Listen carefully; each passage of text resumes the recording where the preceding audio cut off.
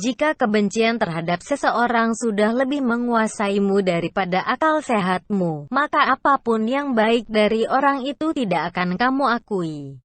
Jikapun dia berbuat sesuatu yang benar, akan tetap kamu salahkan. Jangankan berbuat, bahkan ketika orang itu tidak berbuat apa-apa, akan salah di matamu. Itulah yang terjadi pada Roky Gerung.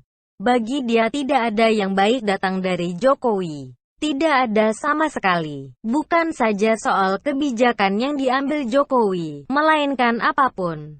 Mau itu soal keluarganya, mau itu urusan pribadinya, mau itu soal kebijakan pemerintah, mau apapun itu selalu tidak benar di mata Roky Gerung. Paling ringan sikap Roky Gerung ke Jokowi adalah nyinyir. Selain itu semua kesalahan. Tidak percaya? Coba saja lihat kembali rekam jejak Roky Gerung sejak dia sering tampil di publik. Mulai dari sebelum Pilpres 2019 sampai selesai Pilpres dan sampai sekarang. Apakah dia pernah memuji Jokowi atau setidaknya tidak nyinyir ke Jokowi? Tidak sama sekali. Selalu nyinyir, menyalahkan, mendungukan, dan lain sebagainya. Pada Pilpres 2019, Roky Gerung punya gerbong kubu Prabowo sehingga dia punya dasar dan bahan untuk menyerang Jokowi. Sebut saja soal utang negara, infrastruktur, kebijakan publik dan lain-lain.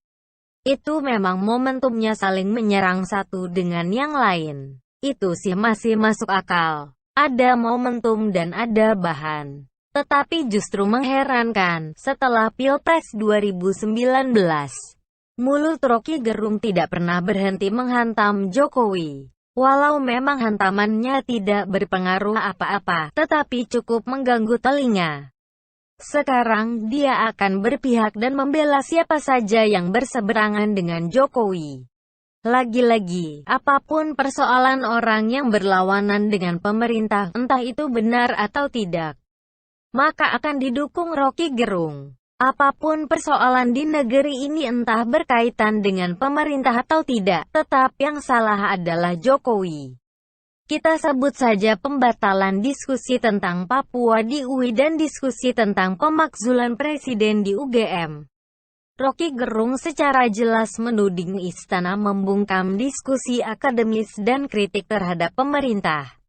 Padahal kalau kita mengikuti pembatalan diskusi di dua kampus tersebut dilakukan panitia sendiri. Yang di UI dibatalkan panitia karena pihak kampus merasa keberatan dengan narasumber provokator Veronica Koman. Sementara yang di UGM dibatalkan panitia sendiri karena merasa ada ancaman. Yang disalahkan Roky Gerung, tetap saja Jokowi. Sekarang Roky Gerung membidik Jokowi melalui kasus Novel Baswedan. Maklum kasus ini cukup membuat bangsa ini gaduh walau sebenarnya tidak perlu dijadikan gaduh. Roky Gerung menuding sikap pemerintah yang tenang-tenang saja. Tidak peduli dan menganggap enteng sementara peradilan kasus Novel Baswedan sangat ramai diperbincangkan publik sampai ke WAG emak-emak. Enggak ada seorang pun dengan akal yang waras menerima bahwa itu hubungan yang masuk akal. Semua orang merasa itu enggak masuk akal. Saya kira reaksi tidak bisa diperlihatkan sekarang. Tapi kalau saya tahu seluruh WhatsApp ibu-ibu, pagi-pagi gosip tentang Novel Baswedan. Seluruh WhatsApp webinar yang dilakukan tertutup di antara kalangan praktisi hukum juga bicara soal Novel Baswedan. Seluruh grup jurnalis yang kritis juga bicara soal Novel Baswedan. Justru yang berbahaya kalau pemerintah menganggap enteng karena nggak ada reaksi. Akumulasi reaksi itu begitu meledak nggak bisa lagi ditahan oleh arogansi kekuasaan. Itu bahayanya pemerintah yang tidak peka terhadap analisis non-mainstream. Dia masuk saja ke grup WhatsApp ibu-ibu, baru dia tahu keadaan sebenarnya, dia kan bisa pakai nama samaran.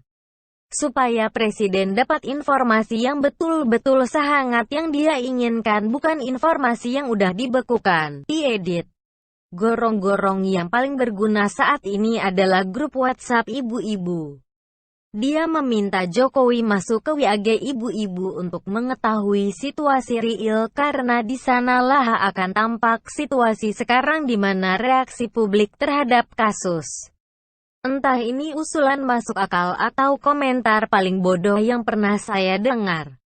Roky Gerung sebenarnya berusaha mendramatisasi reaksi publik terhadap tuntutan jaksa penuntut umum terhadap penyiram Novel Baswedan yang dirasa tidak adil dan tidak masuk akal. Dia juga memancing pemerintah agar melampaui kekuasaan dan mengurusi kasus Novel Baswedan. Dua tujuan yang menurut akal sehat kalau dilakukan justru akan menunjukkan kebodohan.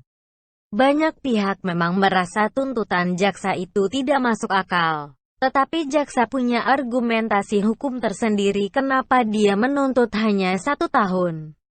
Tidak ada salahnya memang publik bereaksi terhadap tuntutan seperti itu. Toh bukan hanya itu saja peradilan yang terasa tidak adil di negeri ini. Pun rendah apapun peradilan Novel Baswedan, tidak ada urusan pemerintah untuk mengintervensi itu. Jokowi sebagai presiden pun hanya bisa turut mendukung peradilan yang adil. Presiden tidak bisa mengintervensi proses hukum kasus Novel Baswedan sama seperti dia juga tidak mengintervensi kasus hukum Ahok dan kasus-kasus lain. Yang justru jadi tidak masuk akal adalah Roky Gerung. Tampaknya Roky Gerung sudah kehabisan bahan untuk menyerang Jokowi sampai dia memainkan kasus Novel Baswedan yang sama sekali tidak ada kaitannya dengan Jokowi. Kalau sudah habis bahan, kunjungi Cendana saja untuk cari bahan atau beri tausiah di markas kadrun. Mereka pasti menggelinjang kegirangan dengar Roky Gerung bicara.